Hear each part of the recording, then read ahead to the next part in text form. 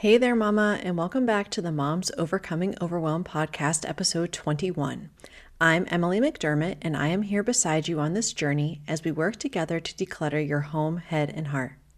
Last week, we chatted about how to calm closet chaos with the Overwhelmed Mom's Guide to Capsule Wardrobes. I recently shared a tour of my closet inside the free Facebook group, and I'm gearing up to do some free trainings on meal planning and other topics. You are always welcome to join us at tinyurl.com/moms overcoming overwhelm. One of the biggest struggles I have when it comes to juggling the demands of motherhood, managing the home, and all these people that keep wanting to be fed, and trying to fit podcasting and writing into all of it is time management. Decluttering and simplifying has helped a lot, but I still have a lot of room to improve in using my time more effectively. I am thrilled to have Jessa Ray on the podcast today. Jessa is a wife, mom of 3, including a sweet baby girl born very recently, a coffee lover, and the host of the Caught Up in Motherhood podcast. She helps busy, overwhelmed moms create more time for themselves. In addition to her podcast, she does time management coaching, and I can personally attest to her effectiveness. I was coached by Jessa, and it was incredibly helpful.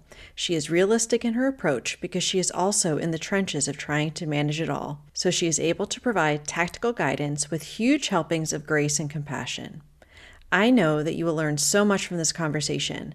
My biggest takeaway was about the mirror exercise that Jessa does with her mamas, where they tell themselves in the mirror that what they say is a priority isn't their priority, because in reality, perhaps they are choosing to do something else with their time. It is so powerful because our time truly does reflect our values, and it's hard to actually tell yourself out loud that you aren't living in alignment with those priorities. With that in mind, I know you're going to want to grab that notebook and pen, and let's go ahead and dive into this episode with Jessa Ray. Hey there, Mama. Are you tired of all the stuff crowding your home, calendar, and mind? Do you wish you could say goodbye to the endless to-do list running around in your head? Want to declutter but don't know where to start? You're in the right place. Welcome to Moms Overcoming Overwhelm, where you will find proven and practical solutions to declutter your home, head, and heart. Hi, I'm Emily, a wife, boy mom, and simplicity seeker. I struggled to get pregnant and felt overwhelmed until I discovered decluttering could create the physical and emotional space I needed to become a mom. Now, 2 kids later, I've transformed my life in motherhood by developing simple systems around decluttering, capsule wardrobes, kid stuff, cleaning and tidying, meal planning, time management, and more, and I can't wait to share them with you. If you're ready to reclaim the time and energy you crave, be present with your kids, and finally enjoy the life and motherhood you so deserve, let's kick overwhelm to the curb, shall we? Grab your lukewarm coffee, your notebook and pen, and clear off some counter space. Let's do this.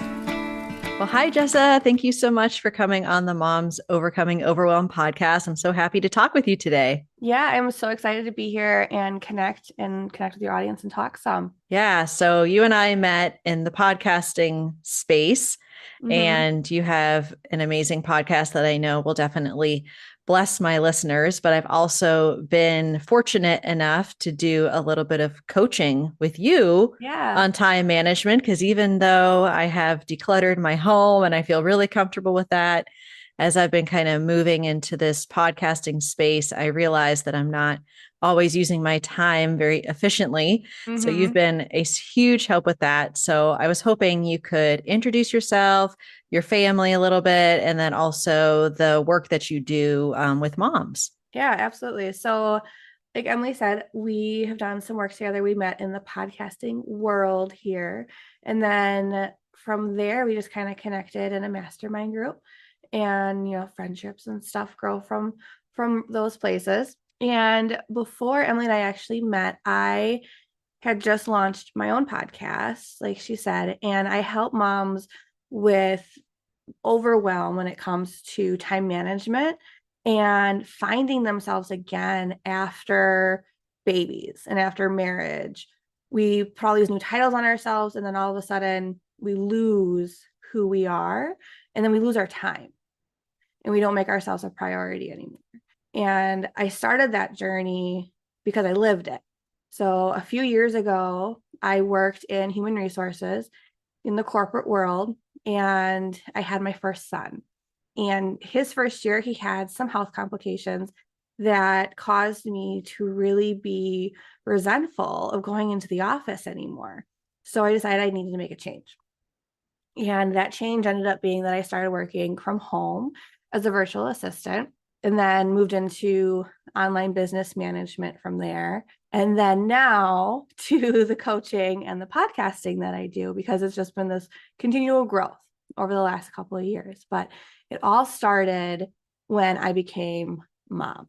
And my identity as mom really shifted how I viewed myself and my time.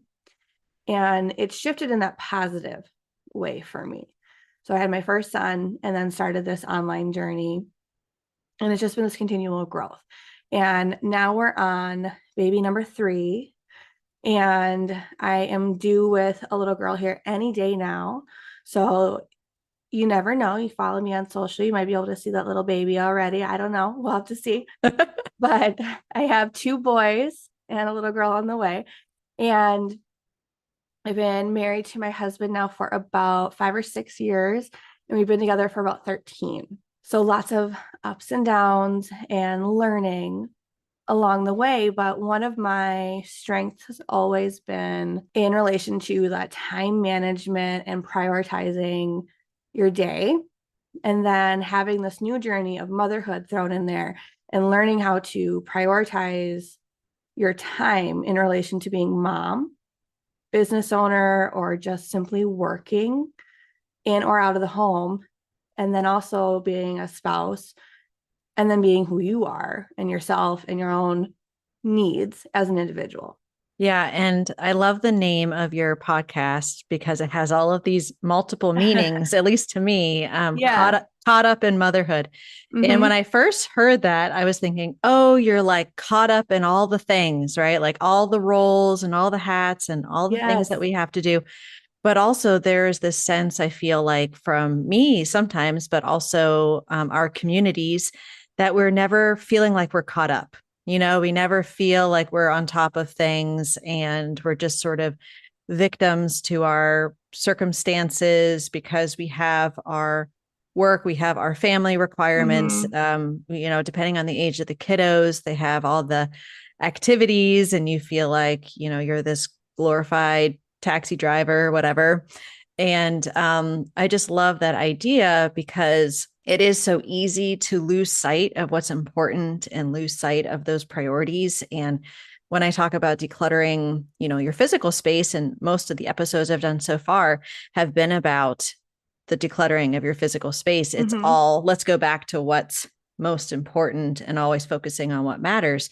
But that also goes for how you spend your time and your schedule as well. So I just really love, that was very clever. The title of your Thank you. podcast. Yeah. And do you feel like when you know, when you had your son and you're realizing, at least initially, okay, there are these medical complications that we need to work through, and obviously that's your priority. Right. How did you feel sort of that tension or that shifting of, this is how I need to start focusing on what's most important, and then actually having that be reflected in how you spent your time? What was that prioritization process like for you? Yeah. So for me, it really was an easy process because we had those hospital visits. And it came down to how I spent my time. And it was getting up in the morning and having to send him to daycare, knowing that his needs weren't being met there, and knowing that I had to go to work. And it was those, hard to talk about moments, those crying in the car because I had to take him in to let someone else take care of him. And then getting those like emailed reports or those apps. They had an app at the daycare I went to, and having to check in on that and see that he didn't eat breakfast. Okay, he didn't eat lunch. Okay, he didn't take his nap. And just seeing those things and just having that anxiety building of they're not taking care of him in the way that me as mom would do. And then it was that conversation of what is a priority, what is important. And it came down to financial, so money versus my son. And I do this exercise with my moms all the time. And especially when they're having a hard time understanding their priorities. And it can be hard. Someone warn you now, it can be hard to do, but it's something that I had to do for myself because I was in that moment of, do I pick money over my son and spending time with him? And what I had to do and what I did unintentionally is I just like was standing in the mirror, having that reflective moment, like in the morning, getting ready for work. And I started thinking about my priorities, like what's important to me. And I had to ask myself that question of what's important. And the exercise that this has turned into now is I have my mamas say out loud in the mirror what they are telling me isn't a priority and then say that it isn't. So for me at that moment, it was having to verbalize and say, my son is not a priority. Wow. And when you say that, like even saying it now, like that's just like your heart's breaking. And you're like, no, that's a lie. That's not true. I can't. How can you say that? And it was in that moment that I realized that, okay, no, financial responsibility is not my priority. My son is a priority. And by having that shock moment and stating that he wasn't really helped me clarify that his health, his needs were a priority. And the financial pieces, as hard as it can be sometimes, they'll come into play. They always work out. And I can say from experience, it worked out. Maybe not in the way that I originally anticipated it working, but it always worked. We figured out how to adjust how we lived and adjust our expenses so that I could stay home with him. And then I was able to find a way to make money out of the home around his schedule. And that was the next big hurdle for me after figuring out what were my priorities and doing that little exercise was figuring out how to spend my time most efficiently to be able to get those couple hours of work in to make some money, but also being present for him when he needed me. And that first year, you know how it is with babies, they nap all the time, but their schedule is always changing. So you need to be able to adapt to that schedule.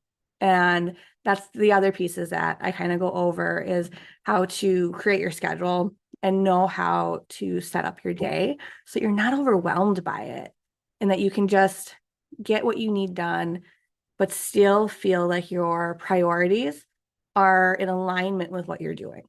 Yeah, I really my eyes got kind of wide, when you were talking about looking in the mirror and saying that. Mm-hmm. And I really love that because it's very easy for us to, say what our values are. Right. But then when you have, you're saying something out loud and looking at yourself, and it's like this visceral thing, whether that is in alignment with what you think and who you are, or if it's not. And Mm-hmm. I think that a lot of times I try to help mamas make the connection between the things that are cluttering their lives, whether that be the physical things or, how they're spending their time. And then just to kind of tell them, your health is Mm. so important and it's being impacted by this. So, to look in the mirror and tell myself like, I'm not important or my health is not Exactly. important. Yeah. The Yes. health of my kids is not important. Mm-hmm. You just have, like you said, your heart breaks, you kind of have this visceral reaction. And yet there are all of these things on the flip side. If I'm sitting here and I'm like, social media and what everyone else thinks of me is really important. Yeah. We might be like, well, that's silly, but yet how am I actually spending my time in that way? So that is an extremely powerful Yes. exercise. Thank you for sharing that. So once we have a sense of what those priorities are, there are, of course, some things that we have, limited control over in how our time is being spent. There's always like the things that quote unquote have to be done Yes. just to run our Mm-hmm. homes and our families and so forth. So once we have a sense of what those priorities are, how do you recommend your mamas kind of get to the next step of, okay, this is how we actually plug things in so that I can have a sense of accomplishment, not feel overwhelmed, but also Mhm. being realistic in that you're not going to get like the 50 million things on your to-do list done in a day. So Right. what's your recommendation for the next step on that? Yeah. So my next step in that process then, once you know your priorities, is I have you do a brain dump and I have you write down everything that's in your head that you're telling yourself you have to do, you need to do, and just get it all on paper first, just to get out of your head because it can just be so hard and so overwhelming just to have these thoughts in your head of I need to go to the post office, I need to clean the bathroom, we need to make the project for school, all of it just in your head going crazy. So get it all out on paper is my first step. Just get it all written down. And then what we're going to do is we're going to categorize what you've written down on paper into categories. And everyone will have, or should have at least, that home category for the house, a family category, and then if you're working, a work or a business category. And for me, when I did this the first time, we were renovating our house. So I had a fourth category, which was renovation projects. And what you're going to do is you're going to take that brain dump and you're going to put it into those different categories so that you have your priorities set. Like you have your family, which is your priority, your business is a priority, but you're putting them into those buckets so you can see them a little bit more clear on what you need to do. And then the next thing I have you do, once you have your lists broken down in your to-do lists, is put either highlight or mark them however it works best for you and really look at them and look at due date. Look at the importance of that task that needs to be done. For example, for me and my son, he had to go to the doctor. So I had to make that doctor's appointment. I can't just do that next week. I need to do that today. I need to call and make that appointment. And that's very important that I do now. So that would get highlighted for me. Posting to social media. Okay, yeah, that'd be great. Let's do that. But maybe that's on the bottom of the list because that doctor call is more important. Or maybe you need to clean the bathroom, but you also need to prep for dinner that night and you don't know what you're cooking. So you need to figure out how to spend your time on which pieces. And by having it written down, it'll help you know what is a priority, at least for that day. And what I tell my mamas when they're looking at this list and they're still getting overwhelmed by it is to pick 3 things. Each day, just pick 3 things that you want to accomplish for the day and give yourself the grace to just let it be those 3. And each day is going to be different. There's going to be days that you're going to be able to spend a couple hours on your business or on your work. And there's going to be those days where you're going to need to spend more time with your kids and your family. Maybe they're sick. My family just had the flu. So I literally took a whole week off of my business and did the bare minimum that I needed to do so I could spend that week with my kids. And being sick is no fun. It's really frustrating, but I was able to turn that into a little bit of a positive in the fact that I got extra cuddles. We watched holiday movies and we got to relax together and play games and just be a family. Even though we were all sniffling and coughing, we got to be together for a whole week.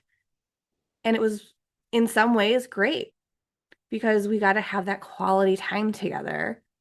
And I removed that work pressure from myself and gave myself permission to not work on my business for a week. And years ago, that would never have even been a thought for me because working was such a strong piece of my identity that I had to do. That taking a whole week off, whether it was a pre-planned vacation or not, would have been almost impossible for me to do because we hold ourselves to these standards of work, work, work, and go, go, go. So by having this to-do list and having the ability to take your time back is so important. So that way, when things do happen and you want to take a week off from doing whatever it might be, maybe it's house projects, you can do it. Now, the other part with the to-do lists that I like to tell my mamas is that you can also have your schedule. So a lot of people have their calendar or their planner and they get overwhelmed or they feel that their planner is running their life instead of helping them manage the day to day. And when you have young kids, especially, I always tell them that their planner is a tool and it is not set in stone. And I was always one of those people with the planner that it was set in stone. It's written down, that's what I'm doing.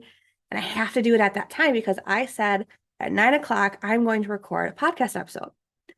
Well, my 1-year-old decided that he doesn't want to take a nap today. So I can't record that podcast episode. And I need to be able to go with that flow and be okay with it. So it's this mental shift of allowing yourself to have those things scheduled, but knowing that they can change.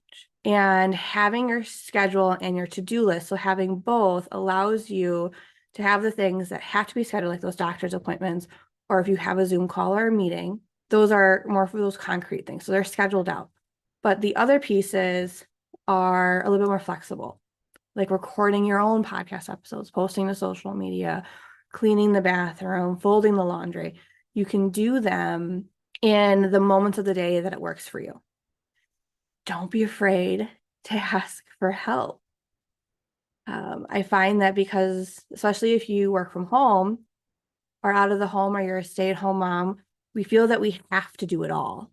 And then we don't ask for help. We need to be able to ask for and then accept the help that is given to us and know that that help might not come in the way that we would do it. So I have a 3-year-old. He loves to help. He is my little helper. And he wants to dust. He likes the dust wand that we have. And I let him do it. So we have 2 dust wands and I'll dust the stuff that he can't reach. And he copies what I do and he dusts as well. And it turns into this game. And is his dusting perfect? No, absolutely not. But he's learning a skill. He's participating and it's turning into more of a game. And it's still getting done. And I don't feel like I'm taking time away from him to clean the house because he gets to participate. And now we've turned it into this little bit of a game. So that's always another little spin and things to kind of think about when you have to manage both home and family time is how can you turn it into one thing? You have said so many amazing things. Like, where do I start? Where do I start? I think that a lot of times when we have, that brain dump, unfortunately, some people just kind of stay there in the Mm-hmm. brain dump stage. And then that's part of the reason of feeling overwhelmed because no matter who you are, if you're looking at a list of 50, 100 things, that's overwhelming. Yes. And to have the buckets, I love that concept. I remember in our coaching, you were talking about how you had like physical notebooks. Yes. And, that way, if you're in the kitchen and that's kind of where you're keeping your home management notebook or your home renovation notebook or whatever, then you can see that. But something you brought up, kind of going along with the asking for help side of things, is that if your spouse sees that, then they're understanding what needs to be done and can kind of share that burden. So I really love that idea, being able to break it up, then being able to say, okay, realistically, I'm going to be able to do 2 to 3 things, and be okay with that. Be okay if things have to shift. Be okay Mm-hmm. with, life happening. I feel like we hold ourselves, like you said, to these unrealistic standards about what we, again, the in quotes should be getting done in a given day, or have a very like all or nothing approach. Like, okay, if I can't get everything done on the list, then why should I even try to do any of it? And I'm just going to kind of stay stuck and paralyzed and overwhelmed. So I just think that your approach is just very realistic, giving ourselves as moms like a lot of grace.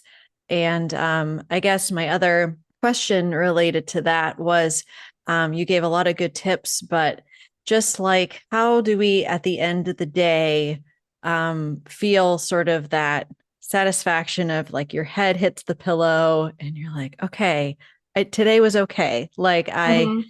I was doing things that were the priority. I was able to not feel overwhelmed. Like, do you have any other tips just about kind of simplifying and really focusing on what's important so that at the end of the day, you're like, okay, today was okay.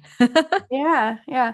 So to your point, when you brought up the notebooks, so it is something that I teach, I talk about is having multiple notebooks. So we talked about the brain dump and the different categories.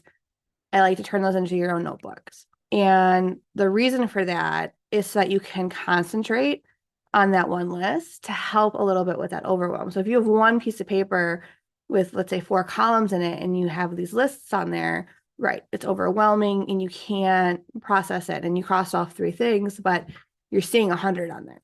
So by having these notebooks, like you were bringing up, you're able to concentrate on that bucket and ignore the other ones a little bit. And my trick is always the little notebooks for this, not a full size one, but like those small ones that can fit in your purse or your diaper bag. Because I'm always taking one of my notebooks with me out and about, or like my house notebook. My suggestion is always having it in that common space because, like you brought up, Emily, asking for help is we want our spouses and our family to participate. And by having this family to-do list just sitting out, you're able to encourage them to participate a little bit more. And they can go to the list and say, okay, the house needs the bathroom cleaned, or the laundry needs to be done today, or we have a recital coming up and this outfit needs to get prepared for the kids. They can see the list. They're not asking you what they can do. You're not necessarily nagging or bugging or prodding to get this help, and they can just do the thing. It's taken a little bit of time, but we have a list that I have in my kitchen, and my husband just goes to it regularly and he crosses the things off that he gets done. And he just expects it. Like he'll come home one day, like, where's the list? Like, oh yeah, I put it on my desk because I was working on it. And then it's not where he's used to seeing it. And he was looking for that list because he had some downtime and he wanted to get something done. We You can know, only where, dream. We can only dream of such a thing as that. hey, it can happen. It can happen. So that was like in relation to like getting ready for baby. Because I had things on there that he has to do, like put the crib together. He has to do it. So it's on the list and it's that reminder. And I'm not every day. Can you put the crib together? Can you do that? When are you going to do it? It's on the list and I can leave it alone. But to your point about going to bed at the end of the day and feeling accomplished, as mamas, it can be so hard sometimes to give ourselves that grace and that freedom to know that we got things done. So it's a mindset shift. It's looking at the things that you did do versus looking at the things that you didn't get to do. And it's thinking about how you spent your day. I got my 3 things done today, and I also got to play Legos with my son, and we got to create this memory. I did my 3 things, and I also got to have dinner at the kitchen table with my family, and there was no arguing. So it's changing how you think at the end of the day and think about and just process what you have going on. And I know a lot of people talk about affirmations, but I really think that that's like step 1. And the next step is just really taking that internal look at how you talk to yourself and how you communicate to yourself. And you really need to think about how you talk to your kids. And then ask yourself, do I talk to myself the same way as I talk to my kids? And would I say that to my kid? And if the answer is no, stop saying it to yourself. So it's that mindset shift at the end of the day and acknowledging, yes, I got these 3 things done and I got to do X, Y, Z, and acknowledging the positive versus the negative. And that's more that mindset shift that has to occur. And it kind of comes back to the title of the podcast with Caught Up in Motherhood, because when my mamas first start listening, they're overwhelmed. So they're caught up is they're caught up in all the things that they have to do. And then as they start doing the practices and they do the coaching with me, now they're caught up and they feel accomplished at the end of the day. So it's that mindset shift from going from caught up to caught up in motherhood. So it, like you said, it's that whole switching mindset and changing the whole game plan on how you view your day and just manage your time. Yeah. I really love this approach because when the listeners are overwhelmed, and sometimes that overwhelm is coming from a real place in that you have literally a million things that are going on. But sometimes it is just kind of this feeling because we just have all of this stuff but remembering most of that isn't important, Mhm. and then being able to actually focus on the things that are, you realize, oh, this actually is more manageable than I thought. And I can feel accomplished by, focusing on those small things and the small wins and going from Yes. there. And I just absolutely love that. I would love if you could share with everyone the best ways that they can connect with you. And also, of course, your coaching services, which I have, again, benefited from so much. So if you could share that, that would be Yeah. wonderful. Yeah, so you can find me on all social platforms right now at underscore Jessa Ray, and Emily will have the links for you. But I'm on Instagram and Facebook. And don't laugh, but I am just starting on this TikTok side. Okay. Ooh, Whoa. I know, I know. I'm trying here. Okay. So only positive, please, when it comes to TikTok. But you can find me on socials there. And then you can get my podcast, which again is Caught Up in Motherhood. And then my website is jessaray.com. And when you go to the website, you can sign up for coaching with me, and we'll go over some time management pieces, prioritizing, and just really work on some of those mindset pieces as well. So I know it's a lot, but we break it up and we just attack it in a way that works for you so you can get caught up again. Yay. We all want that. Yes. Thank you so much. It's been a pleasure speaking with you. And we're going to be airing this at the near the end of January. So you'll probably have your baby girl there Yes. Yeah, already I with will. you. And we'll be so happy in the new year to be focusing on some of these things so we can feel a little bit more accomplished, grace-filled accomplishment Yes, in absolutely. 2023. So thank you again so much for being on the show. Yes, thank you for having me. I appreciate it. If you like today's podcast, here's what you can do. Just take 30 seconds to leave me a review. I know you're a busy mama, you're overwhelmed in fact, but 30 seconds of your day makes such an impact. I'll be blessed by your words, they'll definitely make my day. And who knows, you might be entered for this month's giveaway. In Apple Podcasts, scroll down to write a review. Thanks so much for your time. I'm so grateful for you.